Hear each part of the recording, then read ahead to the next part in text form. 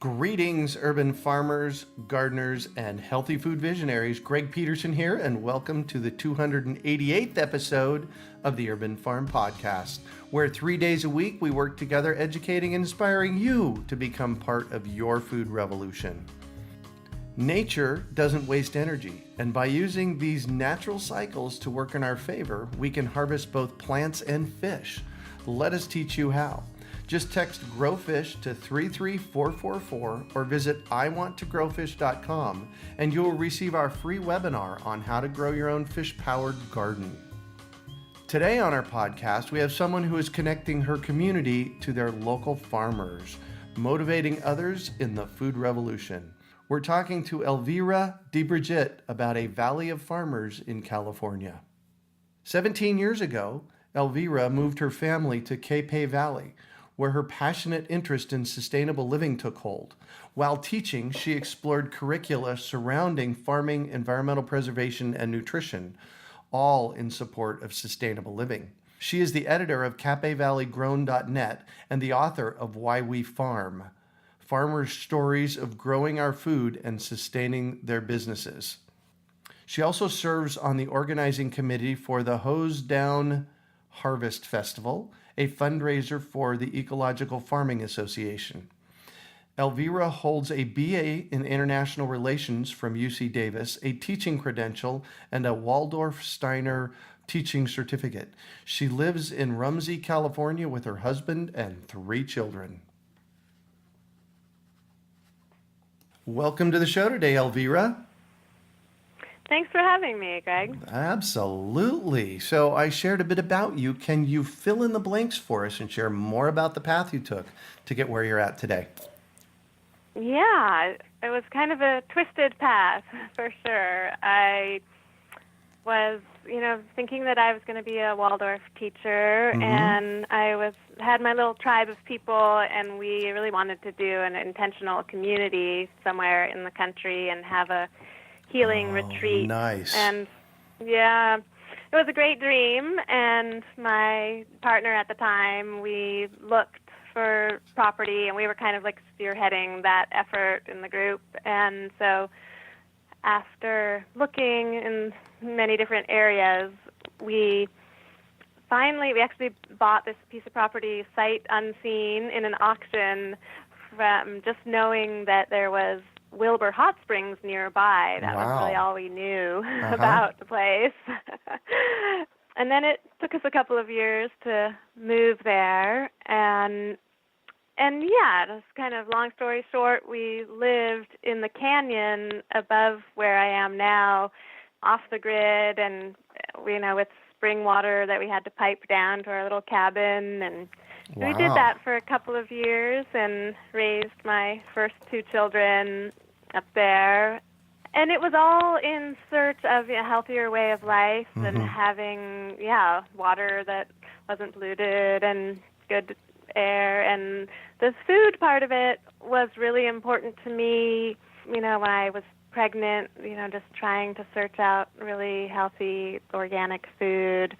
And I started to be aware of how difficult that can be. Oh, yeah. Especially 25 years ago, it was a little more difficult. And so then, we were able to get food from farmers that lived, just a few miles down the road from us. And that is where I'm living now. I moved down from the canyon into the valley and am able to have a little homestead myself. And my dream has really changed, but it's been a good journey. Nice. So you wrote a book called Why We Farm, Farmers' Stories of Growing Our Food and Sustaining Their Business. Tell me about that. What was the motivation behind it? It's a beautiful book. It's available on Amazon.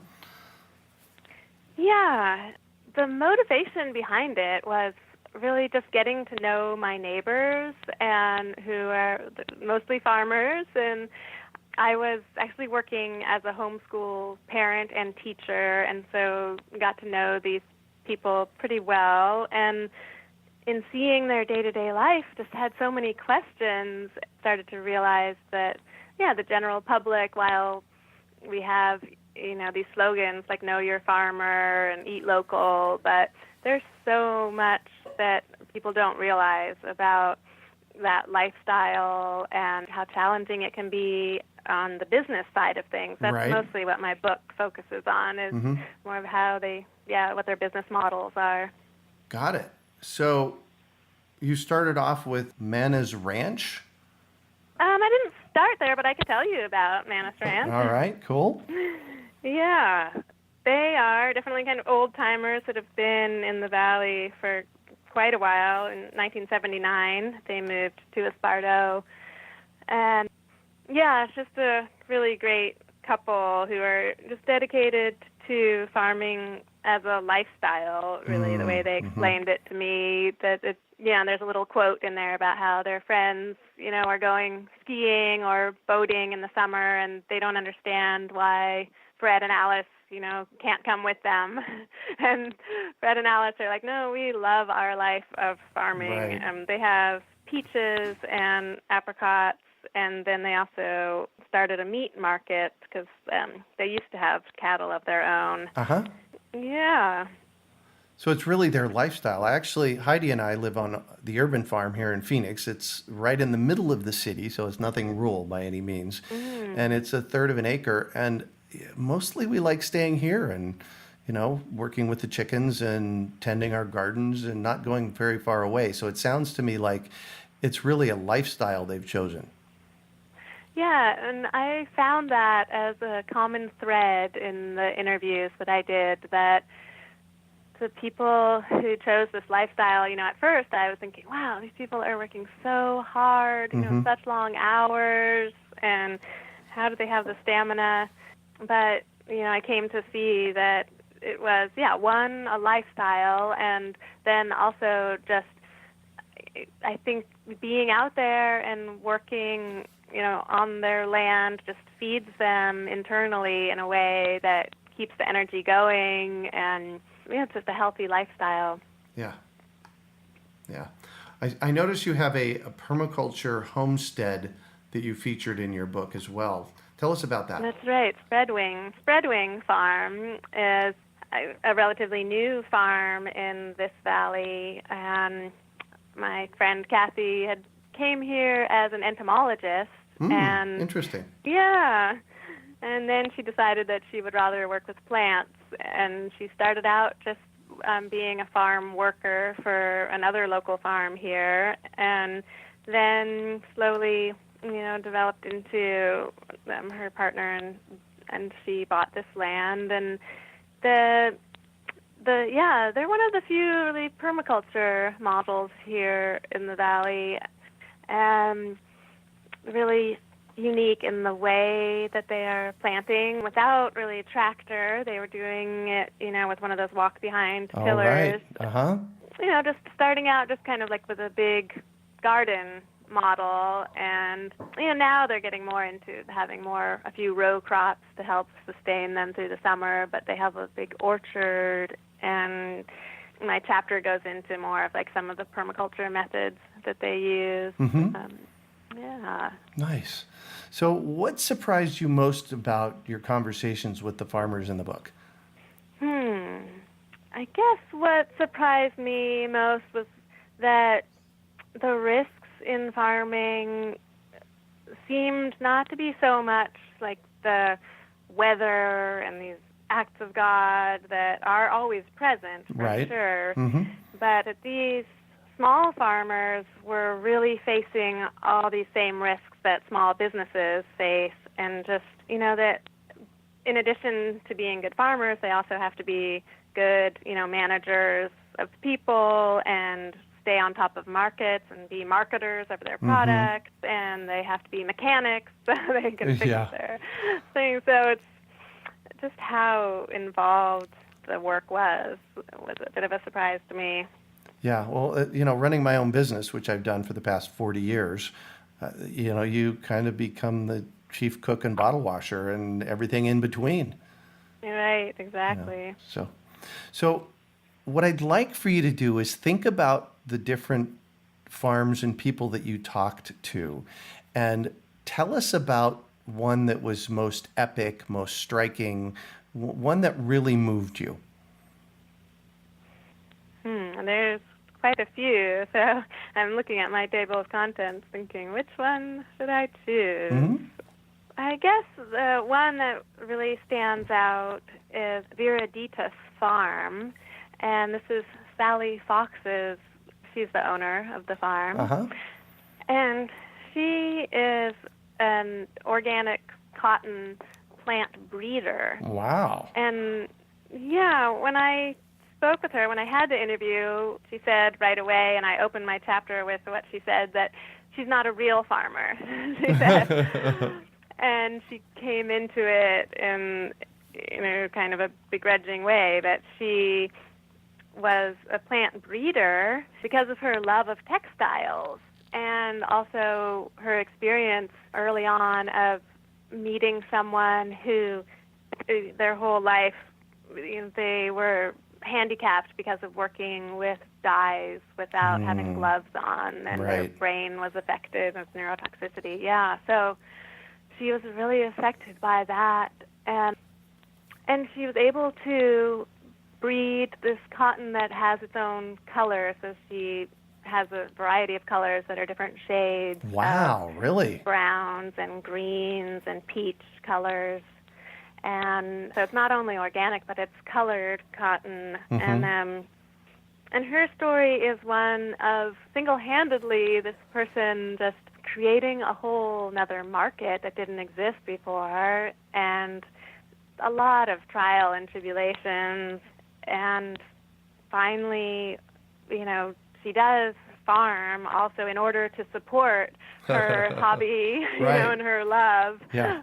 And so, yeah, it's a really touching story, and I learned so much about all the process of how, a non-GMO plant breeder works, and there's all the trials of that aspect of it too, with modern research and patenting processes. Right. So. Wow. Cool. So you live in Capay Valley, and what's the typical growing season there, and what are you growing? Yeah, well, Capay Valley is, I guess, one of the great things about it is that you can grow year-round. Oh, nice. It has a really intense growing seasons. I mean, we have quite a few days over 100 degrees during the summer, and then we can get some frost in the winter.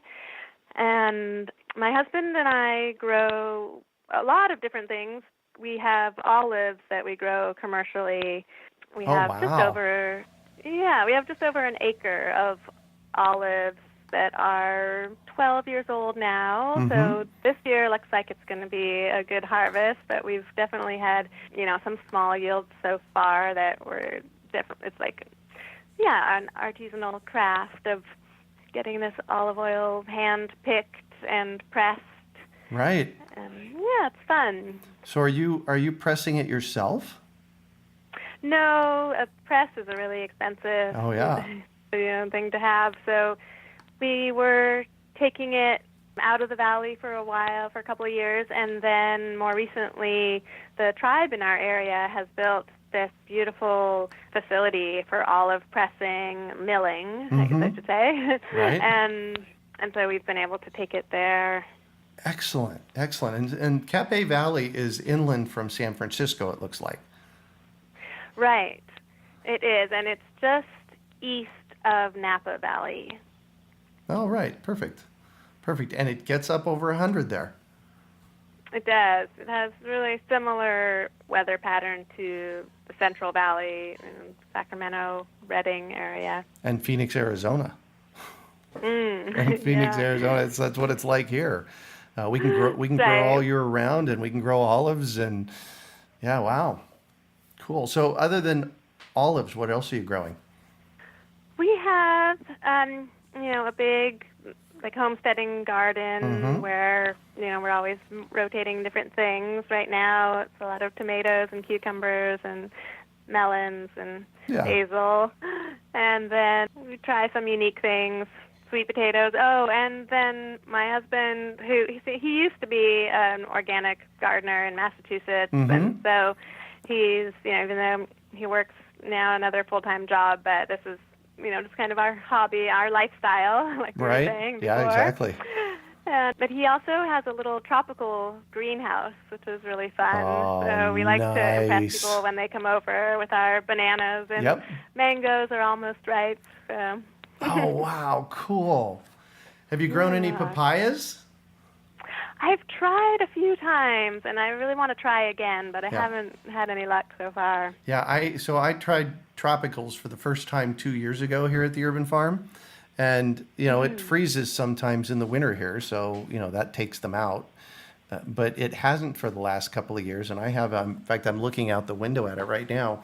I've got a 14-foot tall papaya tree. That's so exciting. Yeah, out there. And it's probably got 40 papayas on it.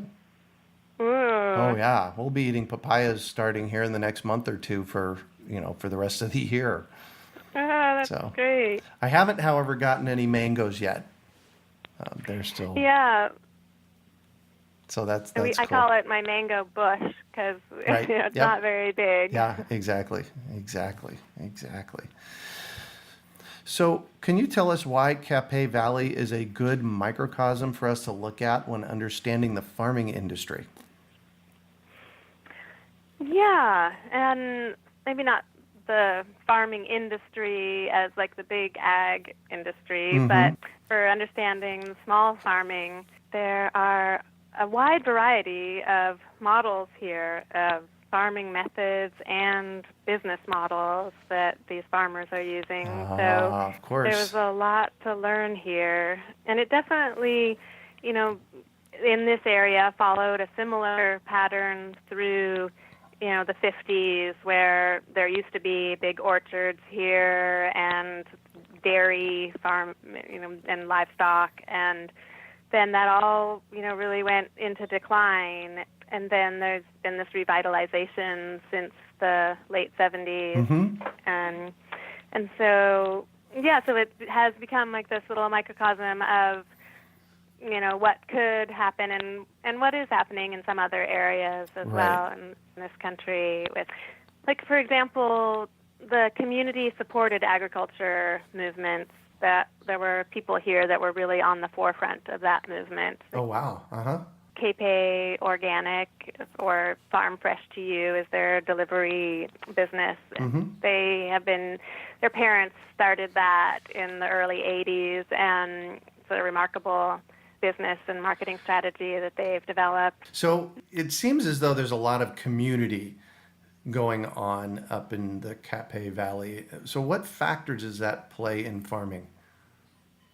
Yeah, I think it is really interesting. Like, I have this picture in my mind of, farmers hanging out of the window of their trucks and talking to each other about, the weather and the crops, and that's definitely an important part of it all. And there's here in Capay Valley some farmers that are really working together. One example is the Capay Valley Farm Shop, which is, it's a really interesting way for the farmers to sell what they have in a community project. So it's an online farm shop, and people can go and order a box, or they can also order individual things. Nice. And it's all, it's great, especially for a farmer who's like just growing almonds or just has, honey or something like that. Then if they're, marketing it with other things that other farmers are selling in the area, I think it's been a big help for people here. Yeah. So it's really a cooperative space. Yeah, nice. Yeah. I'm going to shift on you now, and I'd like for you to talk about a time you failed, how you overcame that failure, and what you might have learned from it. Yeah, that's a good question. Recently, I had something that I had to deal with, and it really, I think, came down to having too many projects going at once. And so, I've done that before. Yeah, I think it's a common theme, especially these days in our fast-paced society. Yep.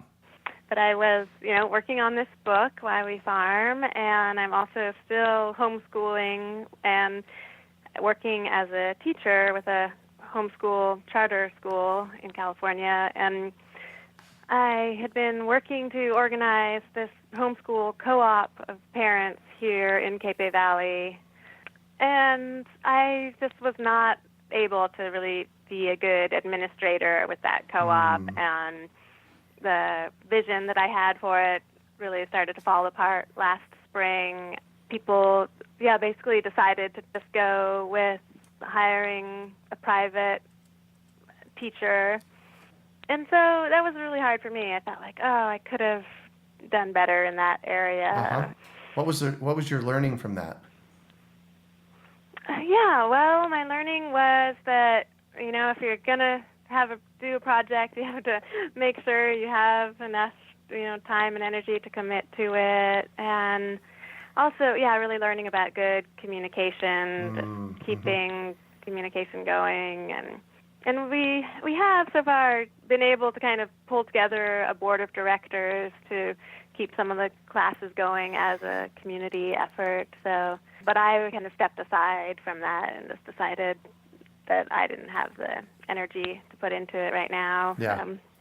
When, as we go through life, I found that as I go through life, there are things that I'm really meant to do, and I do really well. I'm reading a book right now called The Big Leap by Gay Hendricks. I actually read it about 8 years ago, and I'm rereading it again now because a buddy of mine is reading it, and it distinguishes areas of competence and your areas of expertise and your areas of genius. And I think as we go through life, we stumble across things that, you know what, I really shouldn't be doing that. He actually calls that our area of incompetence. And quite honestly, that was me this morning as I was trying to deal with this technology to get the recording done. That's why I had to, move our recording appointment today. But I just got so frustrated with the technology. It's not what I do. It's not what I do well. So I hope you have some help with that. Yeah. Oh, yeah. Sounds like you're good at interviewing. Well, thank you. Yeah, I did have some help with the technology, and I think that's really what there is for us to do, is to discover what where our expertise is at, and what's our genius. What do we really love to do? And it sounds to me like there's pieces of this that you really love to do. Yes. Yeah, working with the kids and being able to help parents understand, homeschooling and how they can integrate it into their lives. Yeah, yay. So what do you consider your biggest success? Well, maybe a lot of parents probably look to their kids as their measure of success. I'm like, okay, I have some good kids. But on a more personal level, when I was going for my California teaching credential, it was really a challenge. It was just after the recession, and there were a lot of people who were saying, there weren't any teaching jobs, and I was trying to get a job with the intern credential so that I could be, gaining my credential through the job. And it was a real challenge, but I was actually able to create a job for myself with offering these classes to independent study students several days a week. Nice. And that was a big success of mine, to feel at the end of the year like, yay, I got this California teaching credential, and I didn't have to totally change my life around and go work in a public school, which I wouldn't have wanted to do. And I hear that it can be challenging. Yeah, some people are good at it. Yeah. So what drives you? Yeah, that's a good question. It's funny, I have this conversation kind of frequently with my 21-year-old son, who is, really asking a lot of questions. And he's always asking, what's the purpose of this life? It doesn't really seem to be going anywhere for a lot of people. And I don't know, I think my answer, what really drives me is, trying to be a more evolved person, trying to, learn what I can in this life so that I won't have to repeat these lessons again. Yeah, there you go. So if you could recommend one book for our listeners, what would it be and why? Yeah, there's a book that I just got a hold of recently, and it's called The Lentil Underground. Have you heard of it? I haven't. Yeah, it was interesting. When I was doing research for my own book, I found out about this book that really takes a look at a group of farmers in Montana who are, in order to build up their soil and not be dependent on, this big ag model of fertilizers and pesticides, they are growing lentils organically. And yeah, it's just a crop that works well there and helps them, like I said, to break out of the mold. And it was a really interesting story. Well, and lentils, they're legumes, so they're going to help build the soil. Right, exactly. And that soil just really needed it.